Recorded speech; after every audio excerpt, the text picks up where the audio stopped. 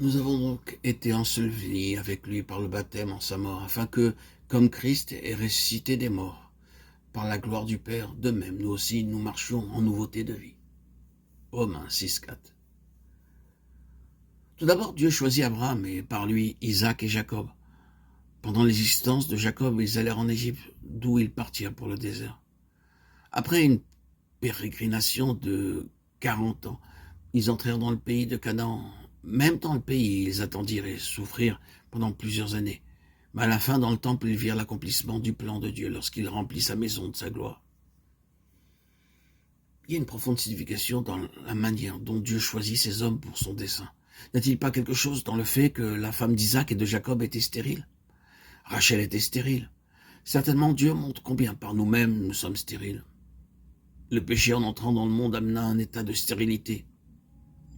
Et cette stérilité ne peut être ôtée par l'effort humain. Israël resta stérile pendant plusieurs années, afin que les hommes sachent qu'à cause du péché, nous sommes stériles. La première leçon que Dieu veut nous apprendre, c'est qu'en tant qu'être humain, nous sommes par nature stériles et sans fruit. Voulez-vous la joie céleste, la joie de la fécondité? Alors la première chose, c'est d'apprendre la puissance de sa résurrection et de savoir que la même puissance est à votre disposition pour vaincre la mort et la stérilité de votre vie. Il est mort, fut enseveli et ressuscita, afin de mettre à notre disposition la puissance de sa résurrection. Je vous ai dit ces choses afin que vous ayez la paix en moi. Vous aurez des tribulations dans le monde, mais prenez courage, j'ai vaincu le monde. Jean 16, 53. Isaac est un autre type. Genèse 26, 12. L'Éternel le bénit et il devint très grand. Verset 16. Étant le vase élu de Dieu, il prospéra où qu'il alla. Alors tous les hommes du pays devinrent jaloux et dirent, va-t'en. Dieu lui dit d'aller dans un lieu nouveau. Là encore, Isaac prospéra et devint très grand. Là encore, les hommes lui portèrent envie. Mais il continua à se déplacer sous la conduite de Dieu jusqu'à ce qu'il arrive dans un lieu nommé Beersheba, une bien meilleure place.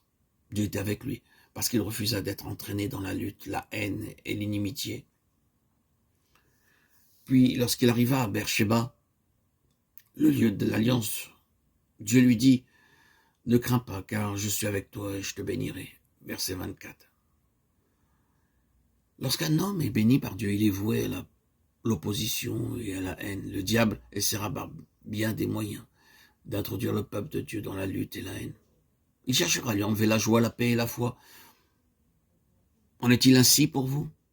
Alors continuez d'avancer dans la direction indiquée par Dieu. Refusez d'être impliqué dans la haine, la lutte et la jalousie. Puis Dieu vous conduira pour finir à Beersheba. Il vous donnera bien plus que ce que vous aviez avant. Notre Seigneur dit dans Jean 16, 20 et 22, « Votre tristesse se chargera en joie et nul ne vous ravira votre joie. » Refusez d'être entraîné dans les querelles, la haine et la jalousie. Tel est le message d'Isaac.